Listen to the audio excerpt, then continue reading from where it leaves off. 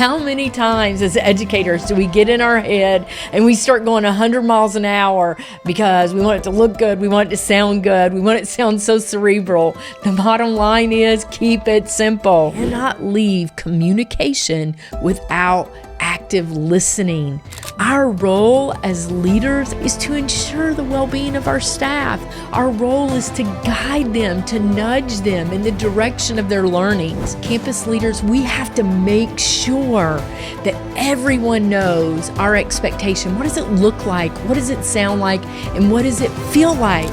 The key is to continue to stretch and grow into your awesomeness. I tried to justify in my mind the significance of the work in my office.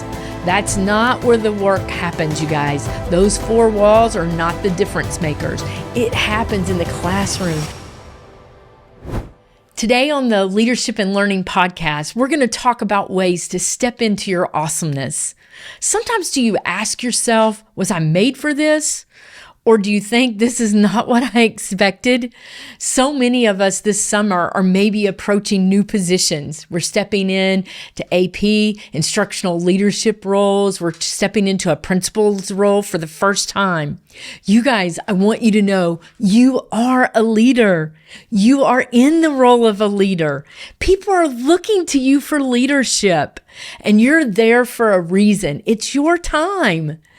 I want you to breathe and soak it in. I know that the nerves may be there, the trepidation, and certainly all the concern with, holy cow, I wasn't expecting this, that's just rolling in front of you right now for the summer. But you guys, you've got this. People believed in you. They have appointed you for this position because it's your time. The key is to continue to stretch and grow into your awesomeness. It's there. It's absolutely there. Today, that's what I want to talk about, are ways that we can step into our awesomeness. Each time we connect on these podcasts, my goal is to narrow our focus.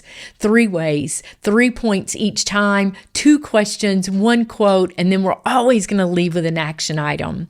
So let's talk about the 3 ways that as we're preparing for this new school year, we can continue to grow in our awesomeness. Let's do this. Point number 1, sharpen your focus. Lee and Julie Cohen, they've spent years encouraging leaders, and I've been so blessed to interview them and learn more and really follow their work. They've written a number of books. I want you to check them out, but the one I'm going to reference today is Stick to It. In the book Stick to It, they share 2 important quotes that I think are really critical for us to remember, especially when we're trying to think about stepping into our awesomeness. The first quote is, blurry goals lead to blurry places. Think about that. I'm going to say it again. Blurry goals lead to blurry places. You guys, as leaders, we've got to be so intentional, so strategic, very clear with our perspective, very clear with the goals on how we expect people to deliver the success of our campus.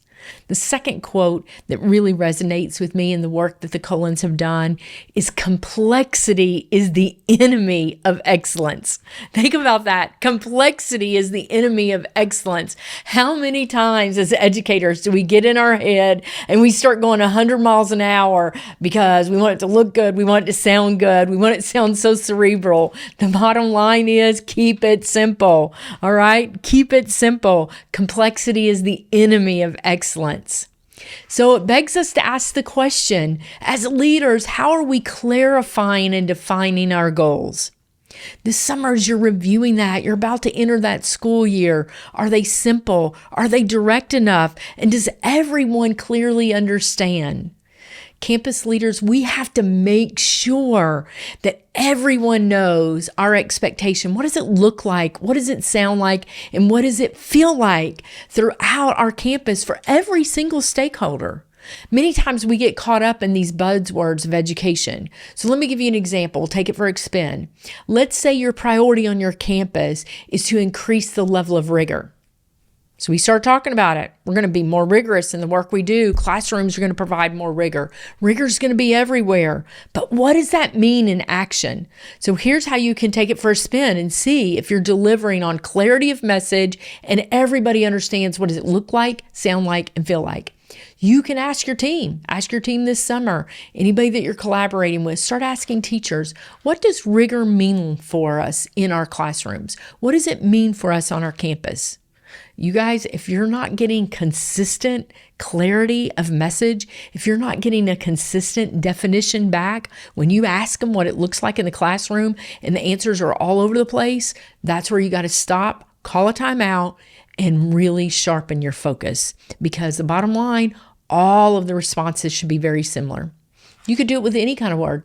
Let's say your focus is student engagement. Again, what does it look like? What does it sound like? And what does it feel like in our classroom? We must provide clarity. We have to have clear expectations. We must sharpen our focus if we intend to keep growing into our awesomeness. Educational leaders, there should never be more than 1 to 3 instructional focuses at any given year. So think about that. You step back. What are the priorities that you guys want to deliver for student success in the next school year? Okay, these are going to be your focuses. I know you're working on them right now, but if you're a teacher, do you know what the instructional focus is? As a teacher, if you don't know the instructional focus of your campus for the year, you've got to ask your administrator. The focus should never be a mystery. Once you know these instructional goals, are they clearly defined? Again, we're looking for common language for everybody. Does everybody know what's expected for the role that they play, and do they know how to deliver them? Can everybody name them, describe them, tell them what it looks like, sounds like, feels like within their space? That's how you know you can effectively deliver it. This is also where your leadership opportunity kicks in, you guys. When you're stepping into your awesomeness, your goal is to be able to support, to further the education, further the learning, to really develop people to deliver at a high level the desired goals. So as long as they are clear on what the expectation is, they can come to you and they can say, I'm struggling, I need help in this area. Can you give me some examples of what this would look like, what this would sound like? Doing that, now you're fulfilling your mission as a leader. You are providing the resources, the tools, the expertise, whatever the teachers need so they can deliver it. Stepping in to sharpen your focus allows your awesomeness to shine. Point number 2, smell like your sheep. How's that for a title? This is actually one of my favorite thoughts surrounding leadership. Smell like your sheep. I can't take credit for it. McRaven is the one that first introduced me to smelling like your sheep in his book, The Wisdom of the Bullfrog. I also want to highlight McRaven has several books that are great reads, quick reads, but they bring really common sense opportunities to leadership that we can all change our behavior to address and continue to step into our awesomeness. In The Wisdom of the Bullfrog, McRaven has a chapter called Smell Like Your Sheep. I was so intrigued by it. I've done more research on being a shepherd. Let's think about this. Think of the role of a shepherd. They're there for the well-being of the sheep. They're there to protect them. They're for the safety of the sheep. They're there to guide the sheep. The shepherds live with the sheep. They walk among them. They use their shepherd's hook to guide the direction of where the flock's moving. They monitor the health. You guys, like a shepherd, our role as leaders, educational leaders, is to ensure the well-being of our staff. Think about it in the same way. Our role is to guide them, to nudge them in the direction of their learnings. We're responsible for the academic success for our students, but that also means we're responsible for the productivity of our teachers and the learning that they're providing in the classrooms. And to do that, we have to smell like our sheep. We have to be amongst them. We need to listen. We need to learn. We need to ensure that we cultivate a climate that allows individuals to thrive and to shine. We want to smell like our sheep. Let's think about how we can do that. First place we got to look, and the first place I had to look for my own accountability was, how much time am I spending in my office? You guys, I can tell you there were too many times that I spent way too much time in my office. And you know what? I justified it. I said, woo, this work is important. I'm meeting with students. I'm meeting with teachers. I'm meeting with parents. I'm checking emails. I tried to justify in my mind the significance of the work in my office. That's not where the work happens, you guys. Those four walls are not the difference makers. It happens in the classroom. It happens in the hallways. It happens when we're dialoguing in the lunchroom with our students. It happens when we're listening to that lesson take place. You guys, basically, we've got to be servant leaders in our schools because we've got to smell like the sheep. We've got to be out there with them. So as you're planning this summer, address these topics. How are you being really intentional? How are you adjusting your calendar? What does that look like? What does your day look like? How can you assure you have time to be in the classrooms? How can you assure that you have time to drop in on these PLCs, department meetings when the teams are collaborating, they're growing? How are you establishing time to hold regular meetings to listen to feedback? Where are you setting up times when community and families are on your campus to listen to what they have to say? You guys, as a servant leader, you've got to make sure that you're accessible and approachable. One of the ways that I do this is I ask people around me, give me 2 adjectives, the 2 top descriptors that describe to your staff and you as a leader. What are those 2 adjectives? This is a really important reflection because is approachable one of those adjectives? Is accessible one of those adjectives? Is it that they're on the streets, they're with us, they're actively in the trenches? It may look different to different people, but you guys, we got to ask the question, what are those descriptors? Another way that you can serve your students and your communities is giving students a voice.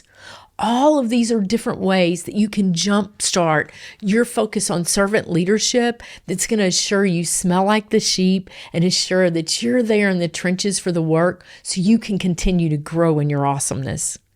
Point number 3, to step into your awesomeness, we got to strengthen our resiliency. You guys make no bones about it. Everybody knows this is hard work. It's a challenge. It's difficult, and it's tough for our teachers in the classroom. It's tough for our students. We have a different student in our schools today.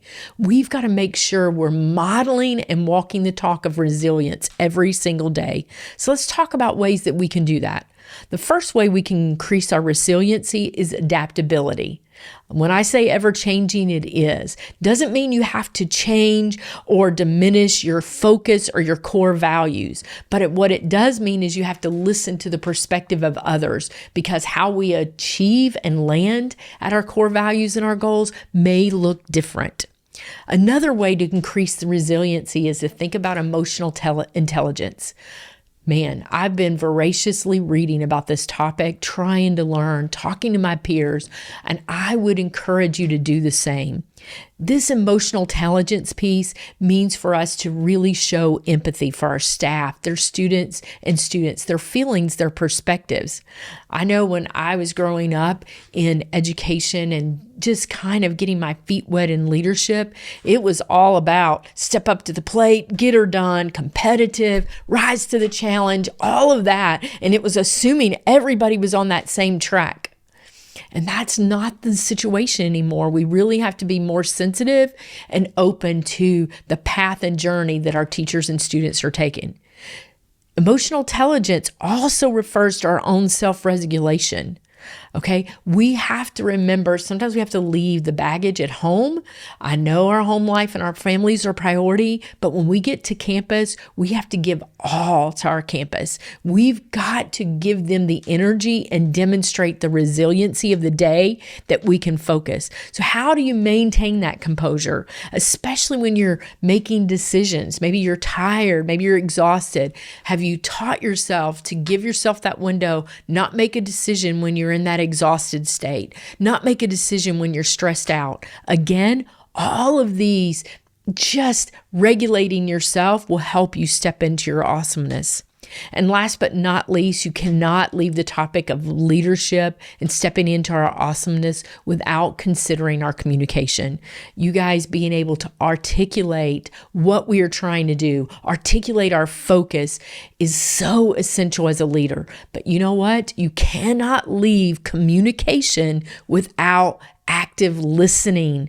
We must listen to the people around us. That's why you've got to smell like a sheep. You got to be out there so you can listen. So when we're thinking about this resiliency and when we're thinking about ways that we can grow as a leader, we got to be problem solvers too. We got to actively look for ways that we can be thoughtful in our problem solving, but we also got to think about the chain reaction of our decisions. Okay, think about that. When you're solving a problem as a leader, you got to look at a greater scale. Where's the fallout going to be? Where's the celebration? How do we engage everybody in that decision-making process? That is important to implement the solutions we need. You guys, that broader impact is important. Bottom line, we are moving into a place for these two questions today. All right. We're trying to step into our awesomeness. Let's think about this. To continue to grow into our awesomeness, which of these three areas do we need to work at? Where do we need to make a plan of action? And my second question is, consider your entire team. As a team, where do we need to continue to grow into our awesomeness? What's the action item that we can address collectively as a team to strengthen our team and to grow in our awesomeness together? The quote I want to share is, it's one thing to know what a great leader is. It's another to be one. It's easy for me to talk about all these different things to grow into our awesomeness, the elements of leadership that we've got to deliver on daily. It's another to walk our talk, right? And that's what I'm talking about here. So our reflection today, stepping into our awesomeness, how do we continue to grow in that area? Number one, we got to sharpen our focus. Kindness is clear. Okay. Number two, smell like the sheep. We got to get amongst our team and we've got to be actively engaging to listening to them and to be a part of the process of our culture and climate. And number three, we've got to build our resiliency. We've got to walk the talk of grit in our schools daily. It takes hard work to maintain a level of passion and energy on our campus that our students need to thrive.